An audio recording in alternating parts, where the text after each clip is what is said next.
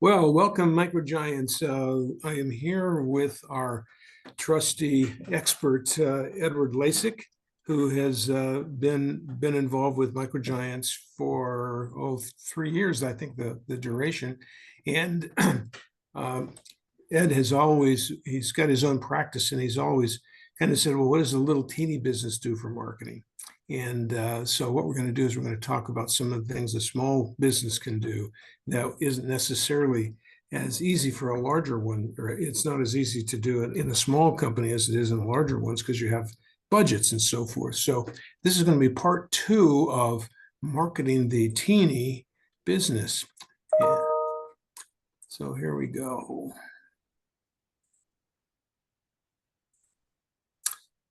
Okay,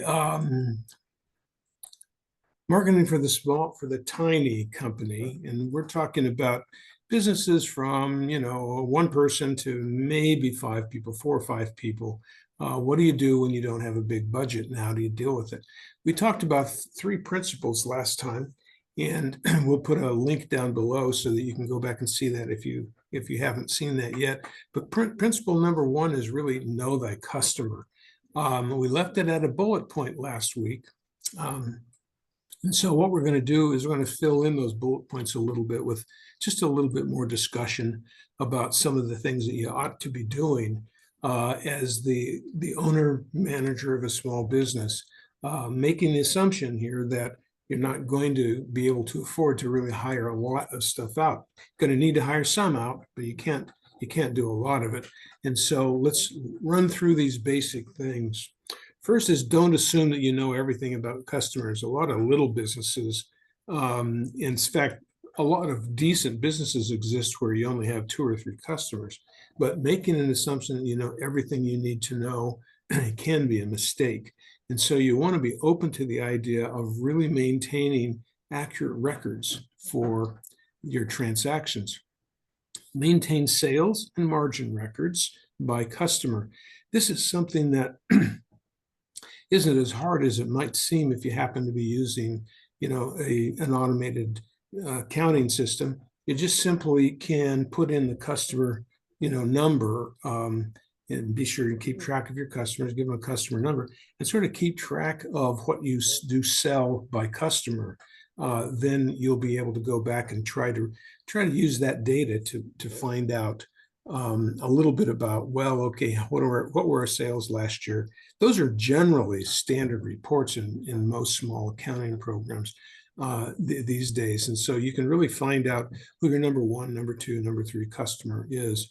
You want to also try and have a sense for whether or not you're making money on a particular customer or client.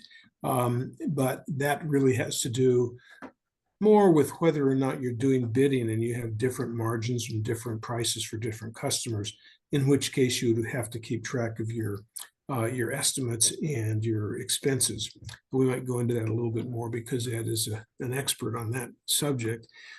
Gather demographic information on your customers. In other words, you want to know all the basics. Location, where do they live? Do they have an office? They're going to be either consumer or business. We call that B2C, business to consumer, or B2B, business to business. And so it's going to be one or the other. They'll have an office or they'll have an address where their house is. If they live in a house, if it's a B2C kind of business, you can tell a lot by the address that they live at.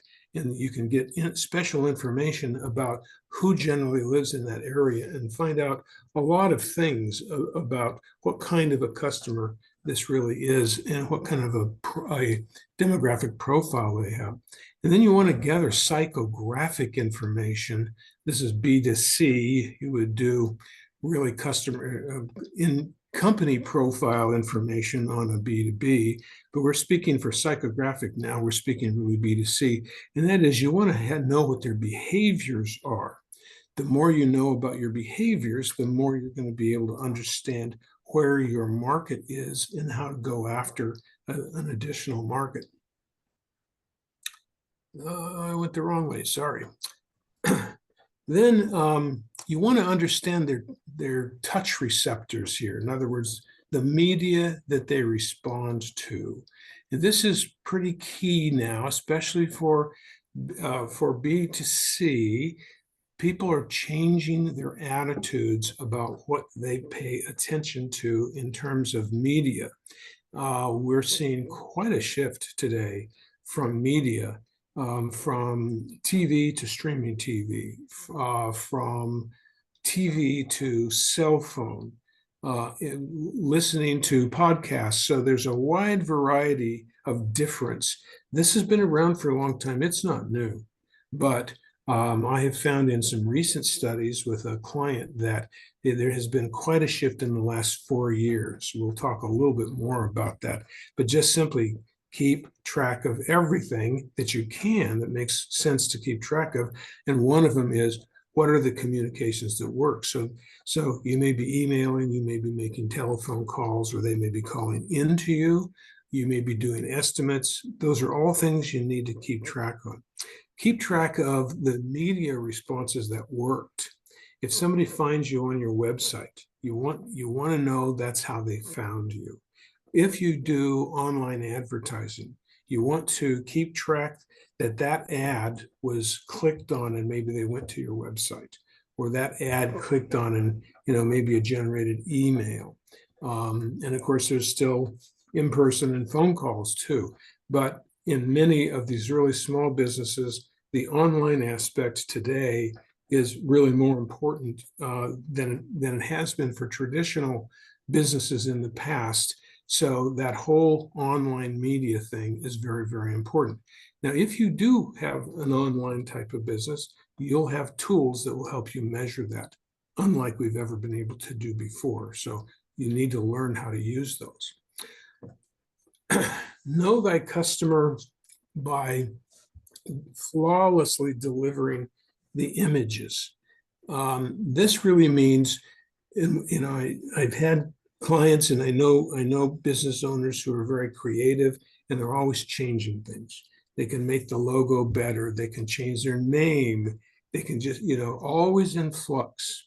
And that doesn't do anybody any good because nobody can remember anything.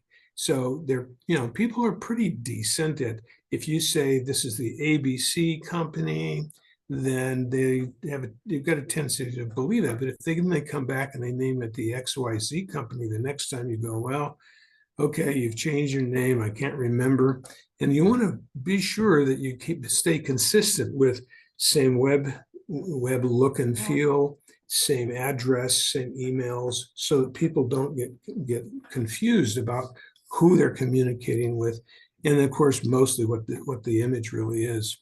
The logo that you design needs to be pushed by positioning, and so that requires a positioning statement. We've talked a little bit about positioning last time, and we will spend more time on this because it's actually the most important thing you do. It's the kind of thing that if you haven't carefully thought about who you are and what you want people to think about you, that it's always a good time to reconsider your positioning. But it should be done prior to even starting your business. Who are you going to be? How are you going to present yourself to your constituency? Many times that changes over the years, particularly businesses like as in consulting types of businesses, because you're not sure what's going to hit when you get started. What's going to resonate with your customers. And that can change just a little bit, but how you do the positioning doesn't mean you have to change your name. It doesn't mean you have to change, a basic image of yourself. It's pretty important to do. It's so important that the town that I live in just decided to spend $60,000 to have a new logo developed. And it's pretty crap. It's just a horrible thing. And I happened to be at the chamber meeting where they unveiled this. And fortunately, the city council said, we're going to have to take some time and see what kind of feedback we have, because it is so complex in the process they went through trying to get everybody to buy in on this logo, because it had to have an R, because the name starts with an R and there's a big R in the mountain. It had to have oranges because it's an orange producing, kind of legacy. And then they tried to include, so you end up with everybody, none of them an expert, saying what they want and how this is going to be. So they came up with this idea that was very complex to understand, which goes against everything that a brand is about. It's supposed to be simple and memorable, and when possible, it will help you understand the positioning immediately. That's not what came out of this. So spending money doesn't always get you what you need.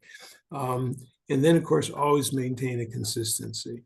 So now, as an example, I wanted to show everybody a little bit about some of the data that's available. It doesn't mean it's going to be available at the price point you can afford, but I think it's important to get a sense for the kinds of information that marketers are using so that you can begin to see how important it is to do, some of this well, maintaining records as well as measurement that we just talked about.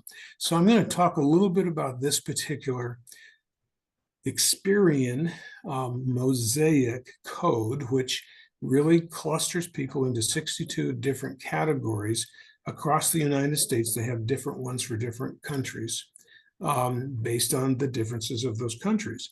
And in this particular case, this business does about 70% of their business with just 10 of the 62 different cohort groups. That just gives you, well, that backs up the 80-20 rule naturally, but it also points out that you can do a lot of business with your own customers. You don't have to worry about everybody else that's out there. Just do it with the people that resonate with you. And of course, that has to do with positioning. So let's just go through one. This one they call the silver sophisticates. They are mature upscale couples and singles in suburban homes. So that's sort of your basic demographic there, from 66 to 75 years old. They live in a single family home. Their household income is 175 to 199. So sort of on the upper middle income level. As a matter of, if you were to look at this chart here, this happens to be technology adoption, but they fit somewhere above the average over into here. They're not wealthy, but they're pretty well off. They've just got 2 people. If they have children, and only 3.4% do, they would be between 13 and 18 years old, and they own their home. Now, over here, we talked about channel preference. I used media, so it's the same thing. And what this does is this tells you the likelihood that this particular group will be using or respond to different media. So this is the regular mail. So 140 is over 100, and so that would be more likely than not to use it. 39 is way below because 100 is average, so they are not likely to utilize cell phones for messaging. They're low on computers. They're a touch more on email, television watching. They are more likely than average to watch TV, and about average for radio. So now you can kind of get a sense for who these folks are. They're traditional media consumers. So when you do this kind of media consumption, you don't want to spend a lot of time having somebody tell you you have to do social media. These people, if these are your customers, these people won't care. They won't even use it. Then there's another level that gives you even more information. So this shows you the range, the likelihood that these people will be 66 to over 76 is much higher than normal, given that there's 100. Well, their rating is 283 and 202, so they're way more likely to be these ages than any other group, and they're way less likely to be down in here. Their family structure, they don't have kids. I mean, it's very, very unusual to see that they would have kids. and they are married, way more likely, 71%, way more likely to be married. And here's home ownership. They're more likely to own their home. Education is high, which correlates with income normally. Graduate degrees, extremely high, so 308, so that's quite high. And then you can see the income distribution, presence of children, no, how long they lived at their place, long time, and the estimated value of their home. So you can tell a whole lot about these people because you can infer things like, well, would they have a brand new car? Probably not necessarily. They have the money to buy a car. They're also conservative, so they don't tend to spend money if they don't need it. They do spend money on vacations and grandchildren. And so those are the kinds of things you can infer from this. And there's a lot more information than this.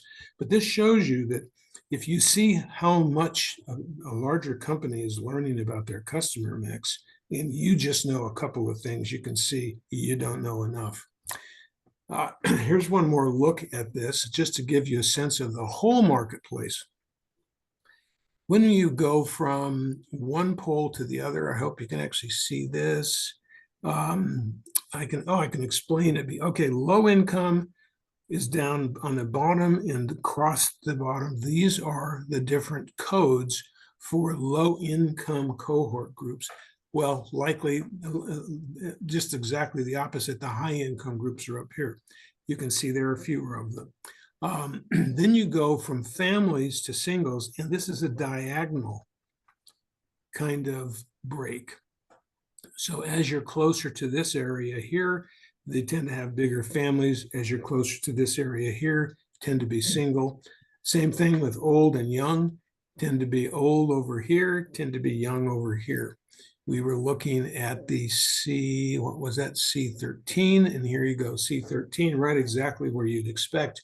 So they tend to be on the older side, moderately high income.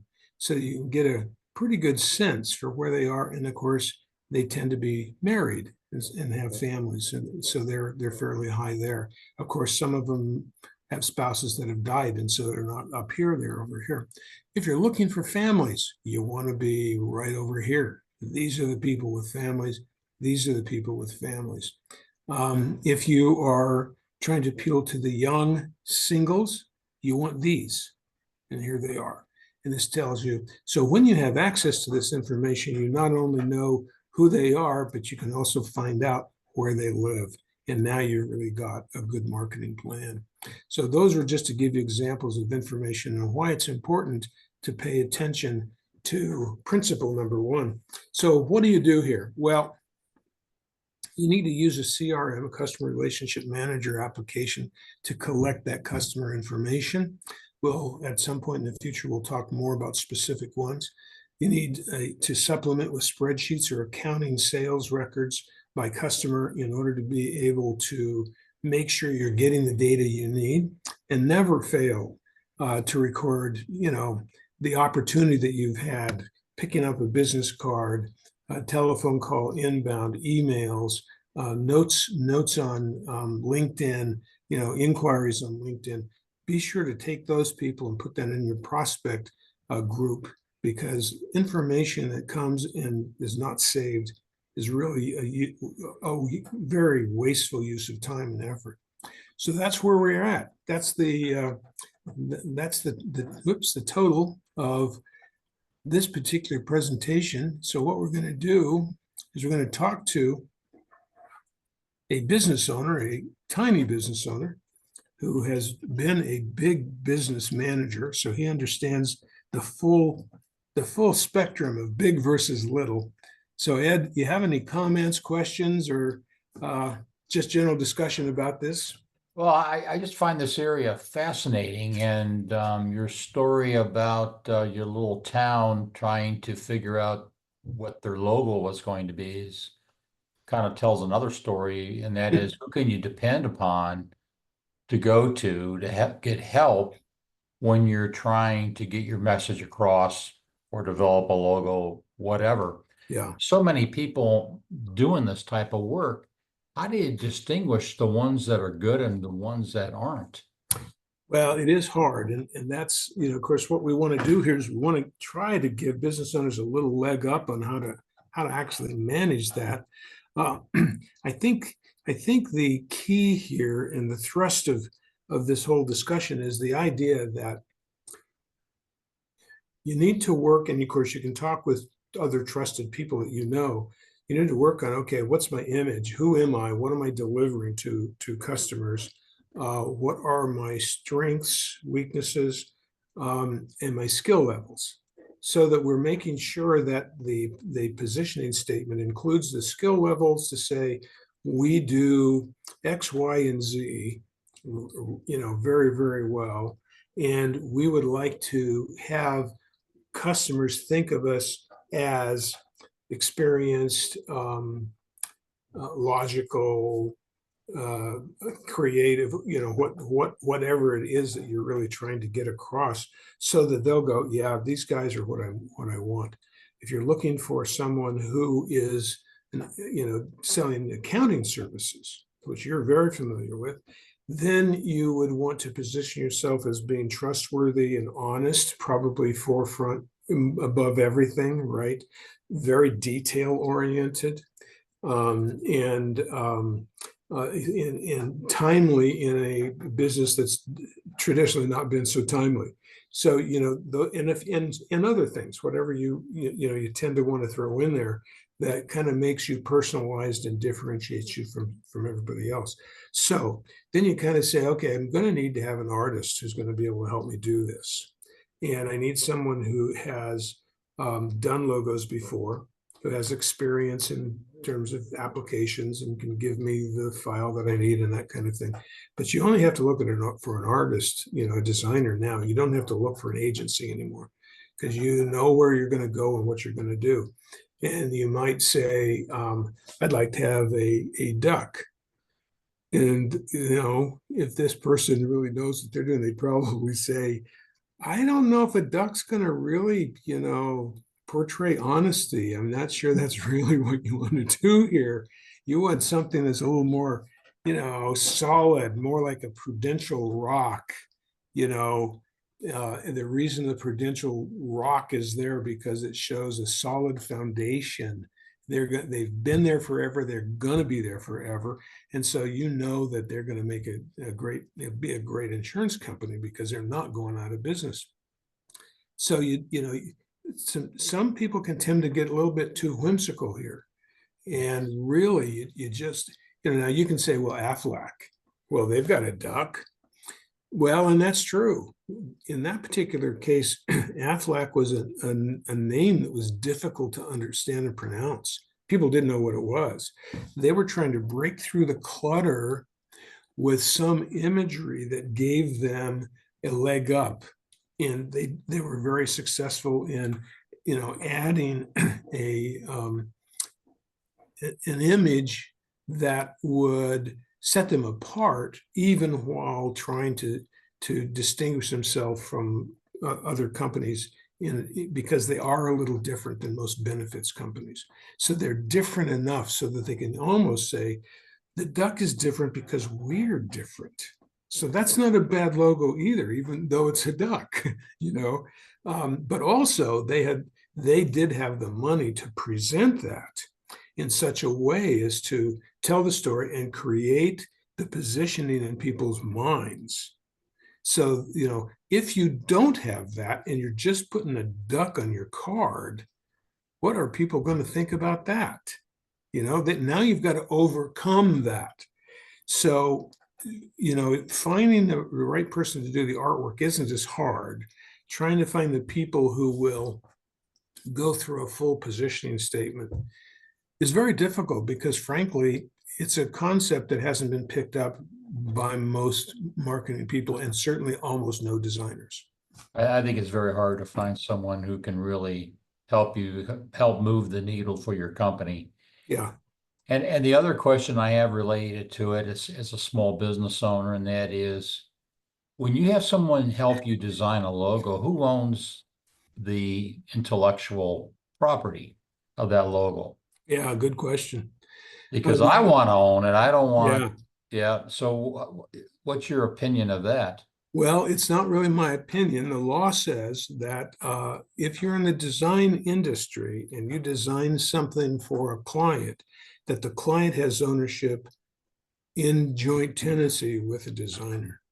Oh, wow. Yeah, it's so never engage in a contract or in a relationship with a designer without saying you will have to give up all of your copyrights to the logo I'm paying you for, because they theoretically now honest and ethical ones don't do that. And I don't want to make it seem like it's a ripoff, because I don't, frankly, I've never known of us anyone personally who's ever done that or experienced that. But I do know that you can run into a problem. For instance, in a case where we used to have a lot of unethical web designers. In fact, there probably still are a lot of these folks around. And so they would go get the domain name for you, and they would put their name in it so you don't even own it.